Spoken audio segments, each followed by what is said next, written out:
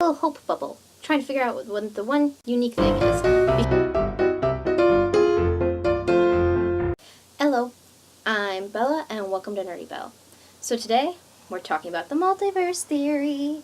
This is a theory that I hold near and dear. I love it. It's what keeps me up at night. Because, let's just give you some context. So if you're not familiar with it, the multiverse theory is a theory that for every decision ever made, there's been a split in the universe where that decision occurred. So if you had to choose between even something as trivial as chicken and pork, there's a universe where you chose pork and there's a universe where you chose chicken.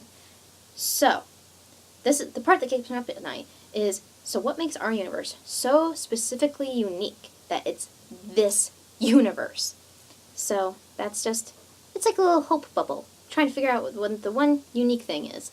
Because, day-to-day life, decisions are made all the time. So technically, there's one that makes it absolutely ours, right? Because in theory, this does kind of, like, some people like to use if this is questions free will. However, every time the decisions are made, the universe splits. So therefore, there are multiple universes that are absolutely identical to ours, except for that one split decision made by one of the 7 billion people on Earth. So, technically, the divides are happening as we're speaking. So, there's even a universe where I decided to not record this video versus just recording it now. Split in the universe. Another universe. So, I like thinking about it, because what makes this one specifically unique? Anyways, so, with all that aside, let's talk about 4 universes that I think are kind of fun. So the first one, doggos. There's literally a universe where it's all dogs.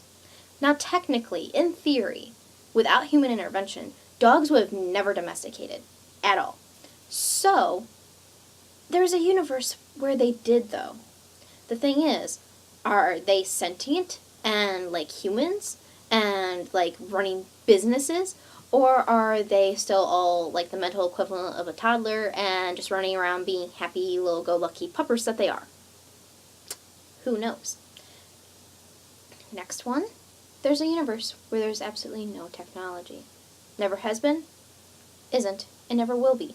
Now the problem is, technology by definition is any tool that we use. So today, yes, it's electronics, but back before electronics existed, it was a hammer, and before a hammer, it was a rock to smash something. So, by technology, is it just electronics? Because in theory, there's one that is just, there's no electronics. It's an Amish paradise. However, there's also one where tools literally do not exist. They never came into fruition? Fruition. Because nobody thought to pick up a rock and smash it against something, because that's therefore a tool. So, technically with this one, all I can think of is the fact that, like, all life would have to be a single-celled organism in order to exist without technology. But, in theory, this is stretching it. There's a universe where there is no technology, but there's still people as we know them. Well, probably not as we know them, probably more like the classic image of, like, a monkey that's really cute and tiny evolving up into a human. Like, probably somewhere in the later end of the phases is probably where that's going to max out.